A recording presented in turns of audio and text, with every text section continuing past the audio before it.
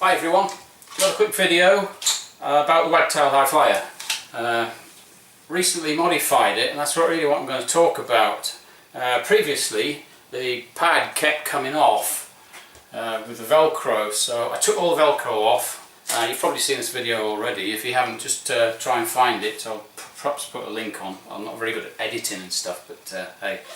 I modified this by fixing the pad in place permanently.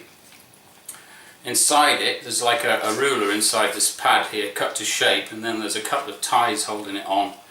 If you've seen the video you'll know about that already. So how's it improved it? That's what I'm going to talk about. Well, it's improved it a lot, because previously I had these end flaps on the ends of the pads here.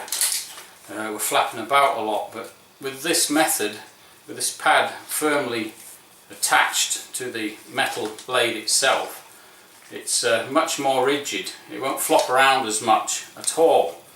It does increase the weight, but just fractionally, because there's a plastic ruler in there now, but it's a lot better, I can tell you that. It's never come off, it's hardly moved at all. You have to get this accurate if you're going to do this though, and it just works really well. So the other modifications to this is just a dog earring. I've dog-eared both ends, of course. You can see the splits there. Okay, that really works really well. Although I must admit, with the angle of this tool, because you know, if you've noticed, if you've got one, the blade, the angle of attack on the glass, okay, is a lot sharper than the other wagtails, and that tends to help it to get into the sides and that without the dog earring so much. But it's better. But with the dog earring, it's even better still. But what I found is I haven't necessarily had to cut the actual rubber blades to shape anymore to fit the profile, because of the angle as well. It's much better. Not only that, I wouldn't call this a modification, it's just that it's worn out.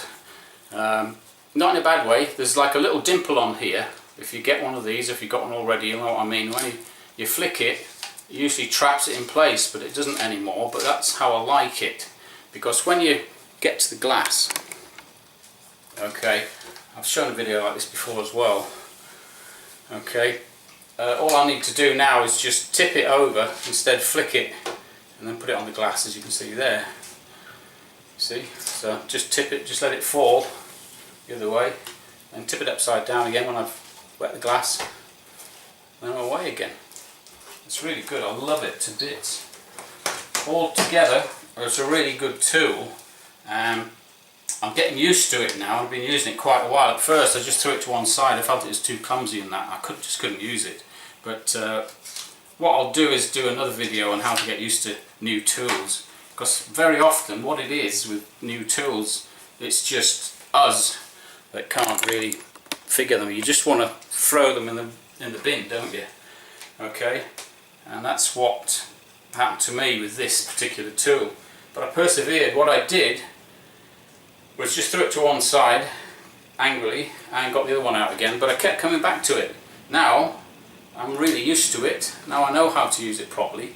Okay, I wouldn't use anything else. I think it's really good. So if you haven't tried one, just go and get one. It's really good. You can get them in window cleaning warehouse and that sort of thing, you know, if you're in the UK, which obviously I am. So there you go, Wagtail Highflyer.